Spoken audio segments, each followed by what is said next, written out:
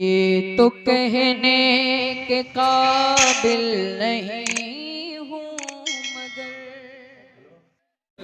فضل رب العلا اور کیا چاہیے۔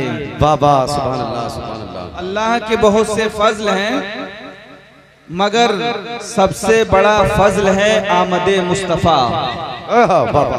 فضل رب العلا اور کیا چاہیے، مل گئے مصطفیٰ اور فضل رب العلا اور کیا چاہیے، مل گئے مصطفیٰ اور کیا چاہیے، اور دامن مصطفیٰ جن کے ہاتھوں میں ہو، دامن مصطفیٰ جن کے ہاتھوں میں ہو، ان کو روزے جزا اور کیا چاہیے۔ سبحان اللہ۔ دامن مصطفیٰ جن کے ہاتھوں میں ہو، ان کو روزے جزا اور کیا چاہیے، فضل رب العلا اور کیا چاہیے، مل گئے مصطفیٰ اور کیا چاہیے، اور بھیک دے کر مجھے میرے سرکار نے، بابا بھیک دے کر مجھے میرے سرکار نے مسکرا کر کہا اور کیا چاہیے۔ سبحان اللہ سبحان اللہ۔ مسکرا کر کہا اور کیا چاہیے، اور سبز گنبد نگاہوں میں رہنے لگا، بابا سبز گنبد نگاہوں میں رہنے لگا، حاضری کا صلہ اور کیا چاہیے۔ بے شک بے شک۔ سبز گنبد نگاہوں میں رہنے لگا، حاضری کا صلہ اور کیا چاہیے، اور ہے سکندر ثنا خوان شاہ امم، ہے سکندر ثنا خوان شاہ امم، عزت و مرتبہ اور کیا چاہیے۔ ذرا آپ توجہ اس طرف کیجئے، اس کا ایکو کم کرائیے، سنا بھئی مولانا صاحب صاحب، اس کا ایکو کم کرائیے، آواز اس کو بڑھوائیے، کچھ سمجھ ہی نہیں آ رہا ہے۔ مائک آپریٹر اس کا ایکو کم کرو، ایکو کم کرو، سمجھ ہی نہیں آ رہا ہے، آواز بڑھاؤ، ایکو کم کرو۔ درود پاک پڑھیے، اللہم صلی علی سیدنا و مولانا محمد و بارک وسلم، صلاة و سلاما علیکہ یا رسول اللہ، صلاة و سلاما علیکہ یا نبی اللہ، وعلی آلکہ و اصحابکہ یا شفیعنا عند اللہ صلی اللہ تعالی علیہ وسلم۔ آپ نے اس مقدس جلسے کو نبی کی محبت میں سجایا ہے، بولو سجایا ہے کہ نہیں سجایا ہے؟ ذرا ہاتھ اٹھا کے استقبال کیجئے، اس لیے کہ آپ کی آواز صحیح سے یہاں تک نہیں آ رہی ہے۔ سجایا ہے، نبی کی محبت کا حق ادا کرنا بھی چاہیے۔ میں نے خطبہ مسنونہ کے بعد قرآن مجید کی جس آیے مبارکہ کی تلاوت کا شرف حاصل کیا، اس میں اللہ تبارک و تعالی اپنے حبیب سے محبت کے تقاضوں کی طرف آپ کی توجہ مبذول کرانا چاہتا ہے کہ نبی سے کیسی محبت کرنا چاہیے، نبی سے کتنی محبت کرنا چاہیے، تو تم صاحب ایمان اور اللہ کے محبوب ہو سکتے ہو۔ عزیزان ملت اسلامیہ، اللہ تبارک و تعالی نے قرآن مجید کی اس آیے کریمہ کو لفظ قل سے شروع فرمایا۔ یہ علماء ربانین ذمہ دار اسٹیج ہے، یہ تشریف فرما ہے، ان سے آپ پوچھیں گے کہ جب بھی اللہ تبارک و تعالی نے قرآن مجید میں کوئی خاص حکم فرمانا ہوا تو وہاں پر اللہ تبارک و تعالی نے قل کہہ کر بات شروع فرمائی، یعنی اللہ تبارک و تعالی اپنے محبوب کے ذریعے سے اس بات کو کہلواتا ہے، حتیٰ کہ جب اللہ کو اپنی وحدانیت اور اپنا ایک ہونا قوم اور عوام اور خواص کو ظاہر کرنا ہوا، تب بھی اللہ تبارک و تعالی نے اپنے حبیب سے قل کہہ کے کہلوایا۔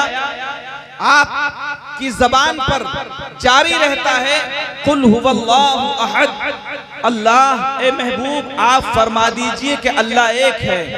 استاذ زمن علامہ حسن فرماتے ہیں قل کہہ کے اپنی بات بھی منہ سے تیرے سنی، قل کہہ کے اپنی بات بھی منہ سے تیرے سنی، اللہ کو ہے اتنی تیری گفتگو پسند۔ سبحان اللہ۔ تو یہاں پر اللہ تبارک و تعالی نے قل کہہ کے اپنی بات کو شروع فرمایا اور کہا کہ اے حبیب آپ ان سے کہہ دیجئے قل ان کانا آباؤکم و ابناؤکم و اخوانکم و ازواجکم و عشیرتکم وَأَمْوَالٌ اقْتَرَفْتُمُوهَا وَتِجَارَةٌ تَخْشَوْنَ كَسَادَهَا وَمَسَاكِنُ تَرْضَوْنَهَا أَحَبَّ إِلَيْكُمْ مِنَ اللَّهِ وَرَسُولِهِ وَجِهَادٍ فِي سَبِيلِهِ۔ اللہ فرماتا ہے کہ اے حبیب آپ ان سے فرما دیجئے کہ تمہارے باپ اور تمہاری ماں، اس میں مائیں بھی شامل ہیں، اور فرمایا قل ان کان آباؤکم و ابناؤکم، اور تمہارے بیٹے، نسبتاً یہاں بیٹیاں بھی شامل ہیں، یعنی تمہارے بیٹے اور بیٹیاں، تمہارے بھائی اور بہن، تمہارے خاندان والے، تمہاری بیویاں اور تمہارے شوہر اور تمہارے کنبے والے، اور وہ مال جن کو تم عزیز رکھتے ہو، اور وہ تجارت جس کے گھاٹے کا تمہیں ہمیشہ خطرہ لگا رہتا ہے، وہ سب اگر تمہیں اللہ اور اس کے رسول اور جہاد فی سبیل اللہ سے زیادہ پیارے ہیں، زیادہ محبوب ہیں، زیادہ عزیز ہیں، تو پھر انتظار کرو اللہ کے حکم کا، یعنی انتظار کرو تم اللہ کے عذاب کا۔ پیارے اسلامی بھائیوں، اور آگے فرمایا واللہ لا یہدی القوم الفاسقین، اور اللہ فاسقوں کو ہدایت نہیں دیتا۔ برادران ملت اسلامیہ، یہاں پر اللہ تبارک و تعالیٰ نے 8 رشتوں کا ذکر فرمایا ہے۔ میری بات آپ تک پہنچ رہی ہے کہ نہیں؟ آواز سمجھ میں آ رہی ہے آپ کے؟ 8 ان رشتوں کا ذکر فرمایا جن سے انسان فطرتاً محبت کرتا ہے۔ ہر شخص کو اپنے ماں باپ سے فطرتاً محبت ہوتی ہے، بولو ہوتی ہے کہ نہیں ہوتی ہے؟ جی آپ کو اپنے ماں باپ سے محبت ہے؟ ذرا زور سے بتائیے۔ جی فطرتاً محبت ہوتی ہے۔ بیٹے اور بیٹیوں سے انسان کو فطرتاً محبت ہوتی ہے، تو اسلام نے ان محبتوں کی نفی نہیں فرمائی۔ اللہ نے یہ نہیں فرمایا کہ ان سے محبت نہ کرو، بلکہ فرمایا ان سے محبت کرو۔ رسول کریم صلی اللہ علیہ وسلم کی تعلیمات پر جب ہم غور کرتے ہیں تو نبی اکرم صلی اللہ علیہ وسلم نے تو یہاں تک ارشاد فرمایا کہ جو شخص اپنے ماں باپ کے چہرے کو محبت کی نگاہ سے اگر ایک مرتبہ دیکھ لے تو اللہ اسے ایک حج مقبول کا ثواب عطا فرماتا ہے۔ سبحان اللہ، سبحان اللہ۔ کتنے حجوں کا ثواب عطا کرتا ہے؟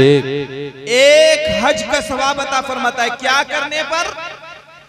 اپنے والدین کی چہروں کو محبت سے دیکھنے پر اللہ تبارک و تعالی ایک حج مقبول کا ثواب عطا فرماتا ہے۔ ایک صحابی نے پوچھا یا رسول اللہ ایک حج کا ثواب؟ مفہوم حدیث مصطفیٰ، جی ایک حج کا ثواب صرف والدین کے چہرے کو محبت کی نگاہ سے دیکھنے پر؟ یا رسول اللہ اگر کوئی بندہ 2 مرتبہ اگر اپنے والدین کے چہرے کو محبت کی نظر سے دیکھے تو ان کے لیے کیا حکم ہے؟ تو آقا کریم علیہ السلام نے ارشاد فرمایا کہ اسے 2 حجوں کا ثواب ملے گا۔ بے شک بے شک، سبحان ہم اللہ۔ حج کرتے ہیں गारंटी नहीं जी कि जी वो कबूल हो जाए, इसकी गारंटी नहीं कि वो हज कबूल हो जाए, मगर वालिदैन के चेहरे को मोहब्बत की नजर से देखने पर कोई दुनियादार गारंटी नहीं दे रहा, बल्कि महबूबे परवरदिगार गारंटी। सुभान अल्लाह सुभान अल्लाह सुभान अल्लाह। इस बात की गारंटी है कि तुम अगर वालिदैन के चेहरे को एक मर्तबा देखो तो एक हज्जे मकबूल का सवाब, और अगर 2 मर्तबा देखो तो 2 हज का सवाब। एक सहाबी ने से रहा न गया। पहले सहाबा नेकियों के इजाफे के लिए कोशिशें करते थे, अर्ज करते हैं या रसूल अल्लाह मेरे माँ बाप आप पर कुर्बान हो, ए पैगंबर इस्लाम ये तो हमारे हाथ की बात है कि हम अपने वालिदैन के चेहरे को 1 बार नहीं, 2 बार नहीं, 3 बार नहीं, या रसूल अल्लाह अगर कोई बंदे खुदा, अगर कोई आपका गुलाम अगर अपने वालिदैन के चेहरे को अगर दिन में 100 मर्तबा प्यार और मोहब्बत की नजर से देखे तो क्या या रसूल अल्लाह अल्लाह तबारक व तआला 100 हज्जों का सवाब अता फरमाएगा?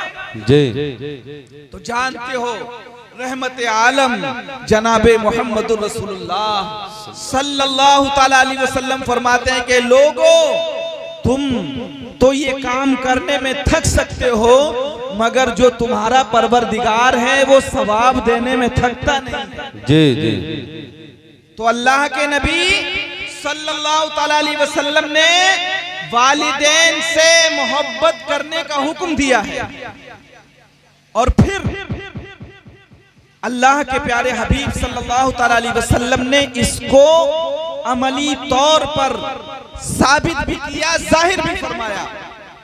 आप देखें खैरुत ताबईन हजरते उवैसे करनी रदी अल्लाह ताला अन्हु का आपने नाम सुना होगा। हजरते उवैसे करनी का नाम कितने लोगों ने सुना है? सबने। पीछे वालों ने नहीं सुना है तो आज सुन लीजिए। उवैसे करनी वो शख्सियत हैं जिन्होंने रसूल मुकर्रम सल्लल्लाहु ताला अलैहि वसल्लम का जाहिरी जमाना पाया, और नबी अकरम सल्लल्लाहु ताला अलैहि वसल्लम पर ईमान भी लाए, गुलामी का पट्टा भी अपने गले में डाला, मगर सरकार के चेहरे बद्दुहा की जियारत से मुशर्रफ न हो सके। जी हजरत उवैसे करनी, मगर मोहब्बत रसूल का आलम यह है कि तड़पते रहते हैं काश के मुस्तफा का दीदार हो जाए, मगर जा नहीं सके। और खुद नबी अकरम सल्लल्लाहु ताला अलैहि वसल्लम उनसे कितनी मोहब्बत फरमाते कि अपनी क़ुबा के बटन खोल खोल के मुस्तफा जाने रहमत साहिबे कंज़े नेमत जनाबे मोहम्मदुर रसूलुल्लाह सल्लल्लाहु ताला अलैहि वसल्लम फरमाते कि मुझे यमन की तरफ से यार की खुशबू आती है।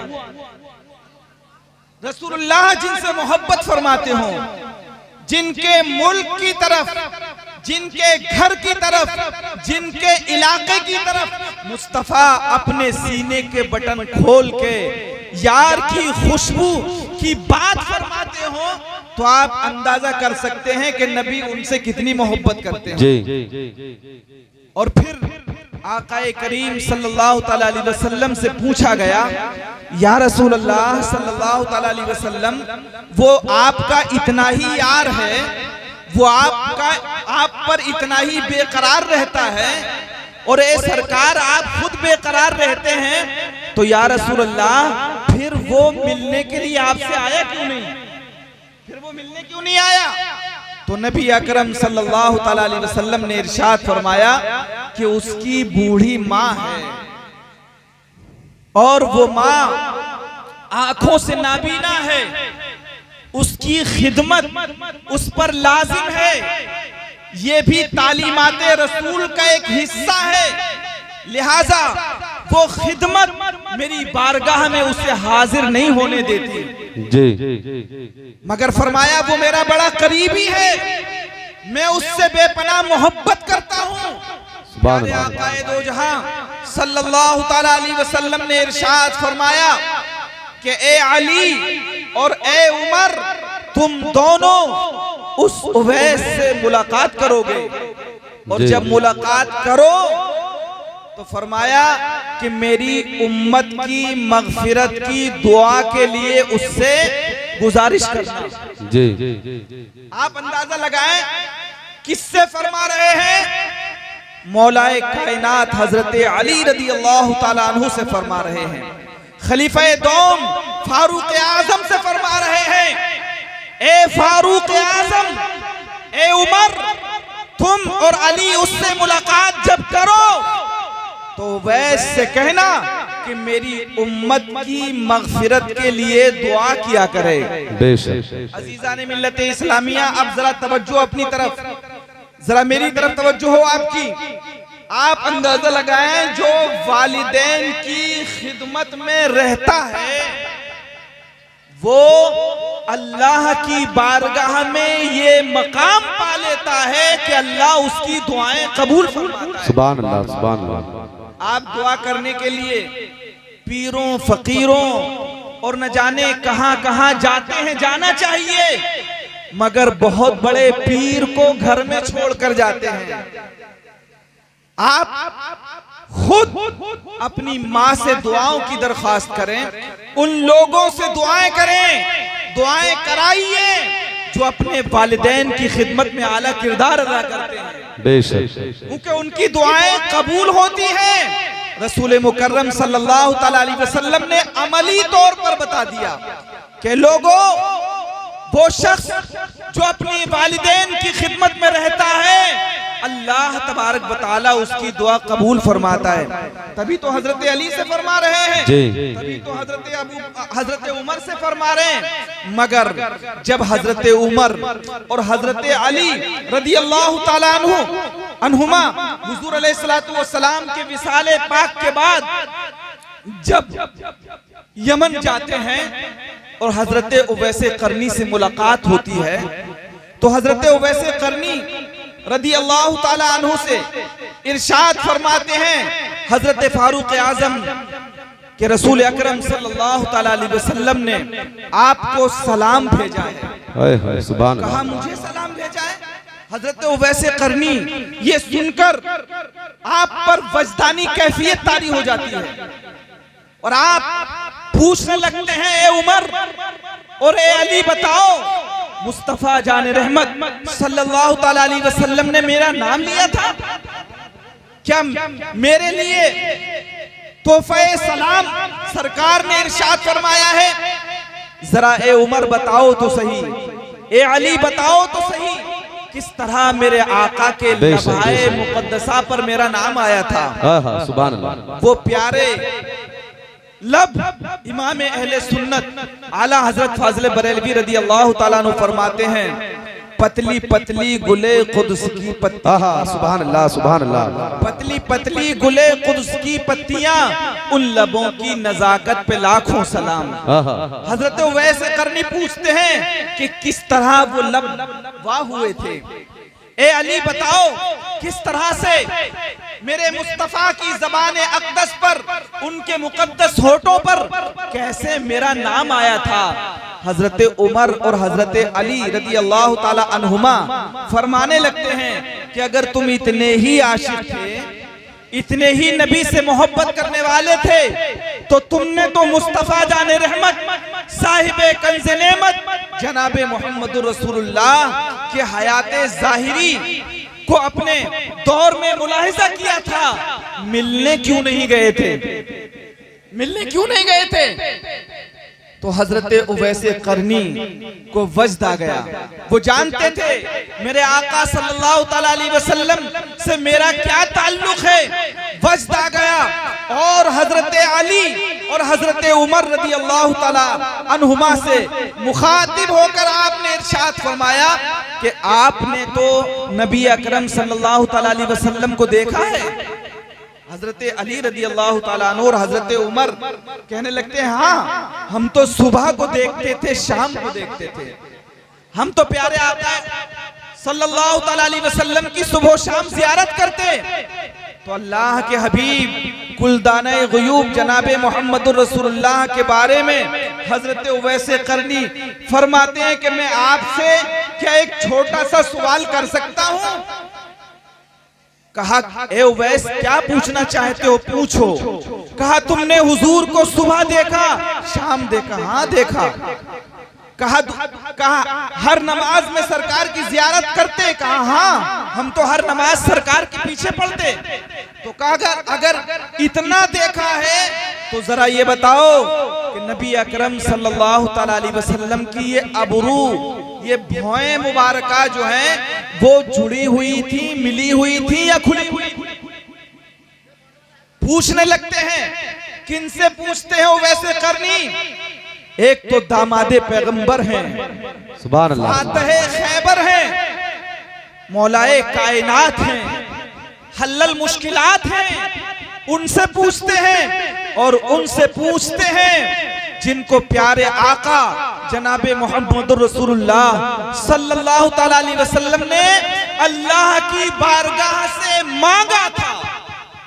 وہ عمر جس کے آداب پہ شیدا سقر، امام اہل سنت فرماتے ہیں وہ عمر جس کے آداب پہ شیدا سقر، اس خدا دوست حضرت پہ لاکھوں سلام۔ سبحان اللہ، سبحان اللہ، سبحان اللہ، سبحان اللہ، حضرت پہ لاکھوں سلام۔ سبحان اللہ۔ عزیزان ملت اسلامیہ، ہم سب اور صحابہ نبی کے مرید ہیں، مگر نعرے تکبیر، نعرے رسالت، نعرے غوثیت، حضرت علامہ قاری اسناد رضا سعید قبلہ، حضرت علامہ قاری اسناد رضا سعید قبلہ، نعرے تکبیر، سبحان اللہ۔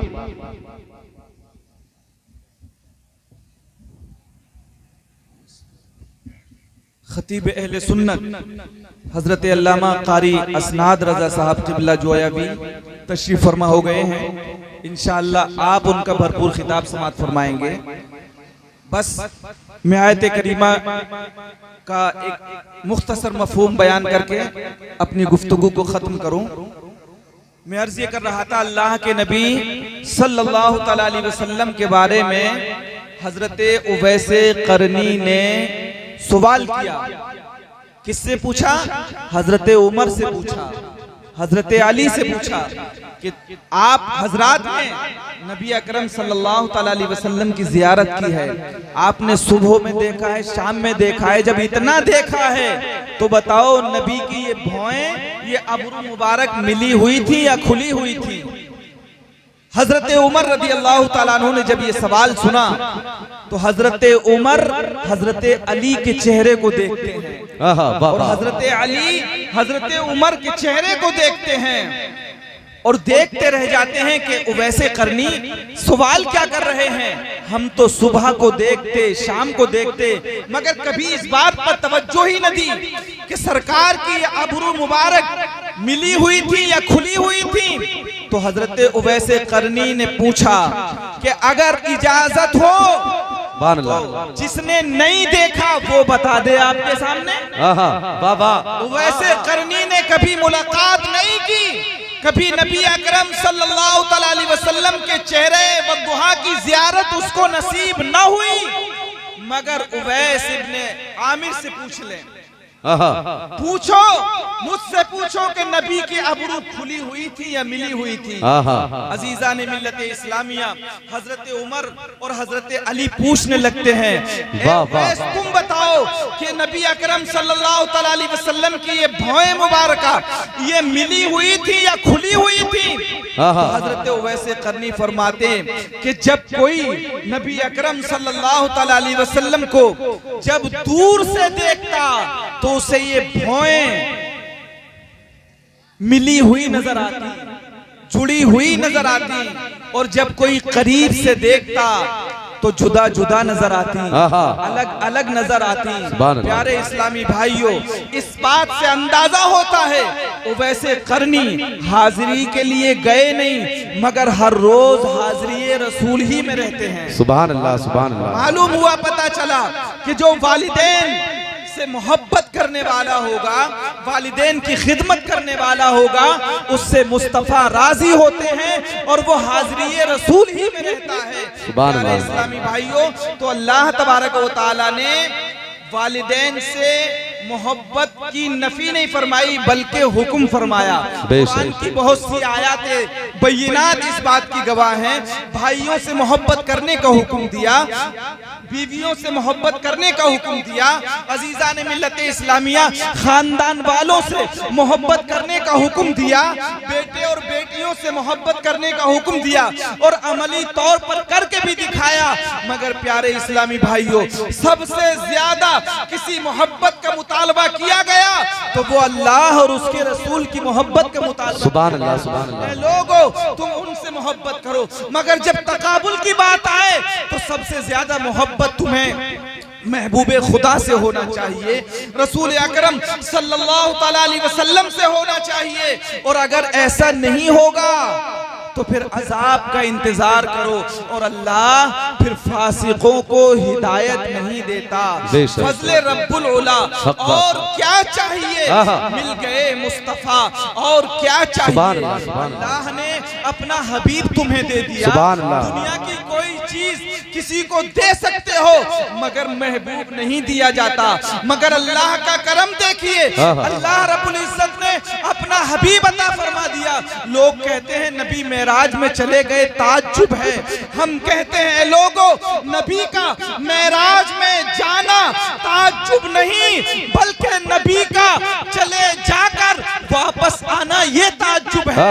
اس لیے کہ محبوب تو بلائے ہی جاتے ہیں، نبی تشریف لے گئے، محبوب ہیں، محبوب بلائے جاتے ہیں، مگر تعجب تو اس بات پر ہے کہ بلانے کے بعد اللہ نے پھر اپنا حبیب عطا فرما دیا۔ سبحان اللہ، سبحان اللہ، سبحان اللہ۔ انداز حسینوں کو سکھائے نہیں جاتے، انداز حسینوں کو سکھائے نہیں جاتے، امی جو لقبی ہوں پڑھائے نہیں جاتے، ہر ایک کا حصہ نہیں دیدار کسی کا، ابو جہل کو محبوب دکھائے نہیں جاتے۔ اپنے مقدر پر فخر کرو، اللہ نے تمہیں عیسیٰ علیہ السلام نہیں دیے، تمہیں موسیٰ علیہ السلام نہیں دیے، ایسا حبیب عطا فرمایا جس کی تمنا حضرت موسیٰ کو بھی تھی، جس کی تمنا حضرت عیسیٰ کو بھی تھی۔ اللہ نے تمہیں مختار کائنات عطا فرمایا، یہ اختیار دیا کہ وہ رخ بدلے تو قبلہ بدل جائے، اگر وہ ہاں کہہ دے تو فرضیت ثابت ہو جائے، اگر وہ منع کر دے تو حرمت لازم ہو جائے، اس کا منشا خدا کی مرضی کہلائے۔ ادب اتنا کہ اس کی آواز پر آواز کا بلند کرنا غضب الہی کا باعث بن جائے۔ کیا بات ہے، سبحان اللہ۔ دست پھیر دے تو سیاہ چہرہ جمال یوسفی کا آئینہ دار بن جائے۔ ان کی عظمتوں کا اندازہ کون کر سکتا ہے؟ ان کی رفعتوں کا شمار کون کر سکتا ہے؟ ارے جس کا جاگنا رب کی عبادت ہو، جس کی نیند خدا کی زیارت ہو، جو ہر گمراہ کے لیے کامل ہدایت ہو، جو ہر نہ جھکنے والے سر کے لیے نذیر ہو، جو ہر خدا کے آگے جھکنے والے کے لیے بشیر ہو، جو ہر بھٹکے ہوئے کے لیے صراط مستقیم ہو، جو ہر امتی کے لیے شفیع ہو، جو ہر ظلمت کے لیے نور ہو، جو ہر بے شعور کے لیے برہان ہو، جس کا فرمان خدا کا فرمان ہو۔ امام اہل سنت اعلیٰ حضرت فرماتے ہیں تیرے تو وصف عیب تناہی سے ہے بری، تیرے تو وصف عیب تناہی سے ہے بری، حیران ہوں میرے شاہ میں کیا کیا کہوں تجھے، عقل و خرد میں یہ طاقت کہاں کہ ان کی حقیقت کو سمجھ سکے، وہم و گمان میں یہ وسعت کب کہ ان کے مقام کو پا سکے، ارے ممکن میں یہ قدرت کہاں، واجب میں عبدیت کہاں، حیران ہوں ہے یہ بھی خطا، یہ بھی نہیں وہ بھی نہیں۔ آقا آپ کے اوصاف تو انگنت ہیں، آقا آپ کے اوصاف تو شمار سے بالا تر ہیں، آخر کس وصف سے پکاریں، کون سا لقب لائیں؟